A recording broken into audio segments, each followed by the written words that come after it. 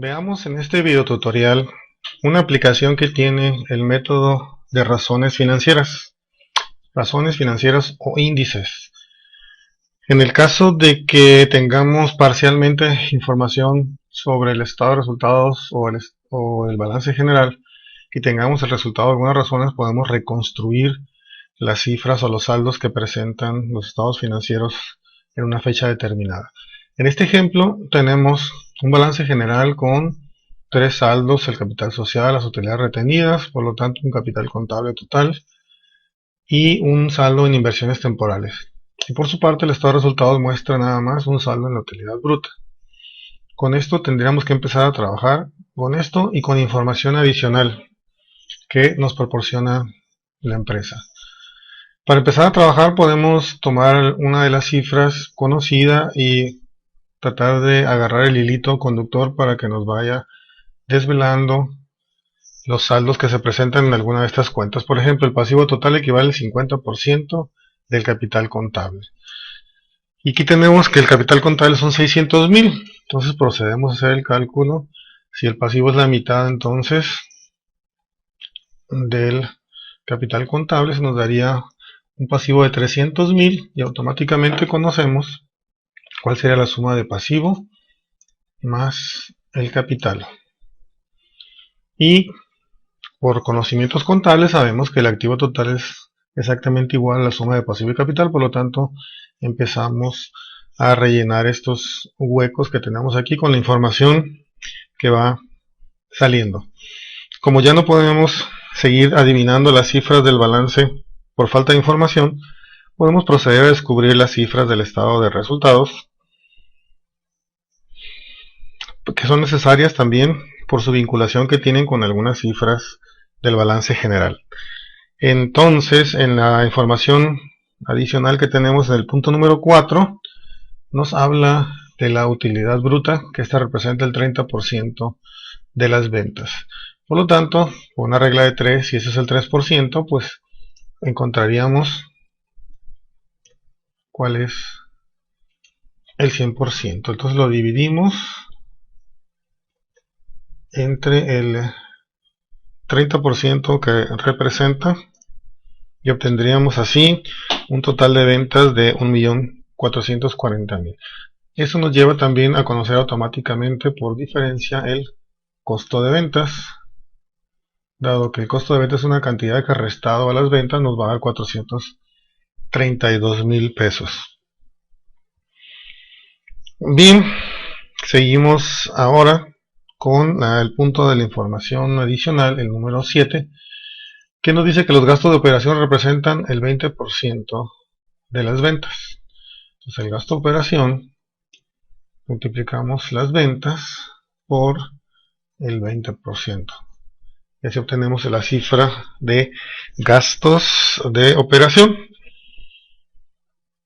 La utilidad de operación, por ende, pues es la resta de la utilidad bruta menos los gastos de operación.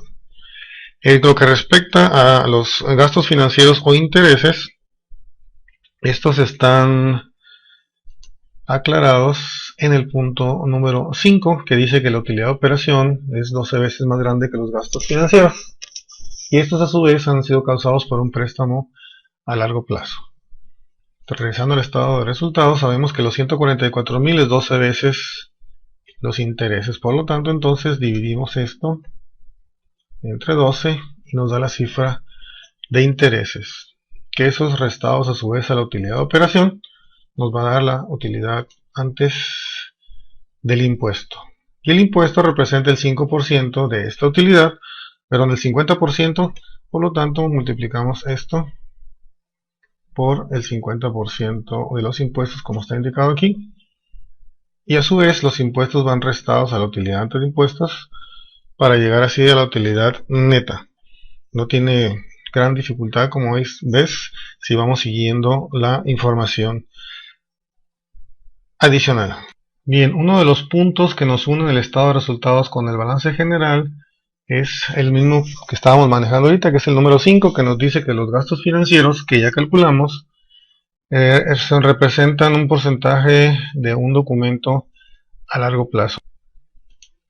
Y esos 12,000 pesos entonces representan, parece ser, el 6% de un documento. Entonces, aplicamos una regla de 3 en donde los 12,000 pesos son el 6% y encontramos el 100% que es el valor del documento. Si a 200,000 pesos le aplicamos el 6% de interés, nos dan los 12,000. Lo que hicimos es a la inversa, partiendo de los 12,000, encontramos el 100% que es el documento a largo plazo. Como nada más en las cuentas de pasivo tenemos dos, que es el cuentas por pagar a corto plazo y el documento a largo plazo, y el pasivo total sabemos que es 300,000, por diferencia entonces encontraremos el valor de este pasivo a corto plazo, que son 100,000 pesos, y así tendríamos completo el lado derecho del balance. Bien, a su vez entonces nos faltan por aquí algunas cantidades dentro del activo, y la primera que se nos viene por ahí son las cuentas por cobrar, que tienen su relación con el saldo en ventas y con la información adicional que nos hable de ellas, que dice que tienen un periodo promedio de cobro de 40 días, tomando el año como base. Entonces, si dividimos 360 entre 40 días, nos dice que la rotación es de 9 veces. Entonces, aplicamos la rotación de 9 veces a las ventas. Entonces, son 1.440.000 entre 9 y nos da el saldo de cuentas por cobrar. Lo mismo va a aplicar en el caso de los inventarios. Bueno, nada más que estos 160 es un saldo promedio, que si nosotros tomamos el dato adicional que viene en la información, que dice que los saldos que estamos poniendo en el balance tendrían que ser los saldos a final del ejercicio. Entonces, como parte de la misma información, nos dice que el saldo inicial de cuentas por cobrar son 150,000 pesos. Entonces, estos 160,000 vienen siendo el saldo promedio. Por lo tanto, vamos a despejar de la fórmula de saldo promedio, que es saldo inicial más saldo final entre 2, que nos da el promedio. Tendríamos que multiplicar despejando esto de aquí por 2 y luego restarle el saldo de inicial, que son 150,000 pesos, para encontrar un saldo final de 170,000. Lo mismo vamos a hacer con los inventarios. Primero sacamos el promedio y luego sacamos el saldo final. La rotación, según la información adicional en caso de los inventarios, es de 3 y el inventario inicial de 335,000 pesos. Procedemos entonces a calcular que los inventarios va a ser el costo de ventas entre esa rotación de 3. Inicialmente tenemos un saldo promedio de 336,000, que lo vamos a convertir a un saldo final de acuerdo a la información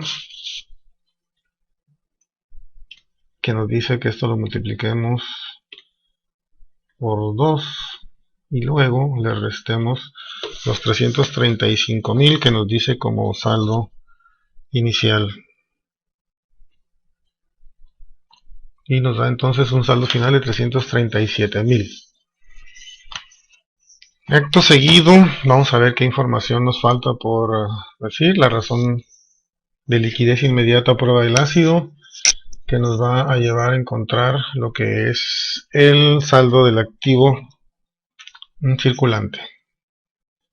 Entonces, siguiendo la fórmula de la liquidez inmediata o prueba del ácido, tenemos que el activo circulante sin los inventarios entre el pasivo circulante nos da la rotación. En este caso es 2.24 según la información adicional.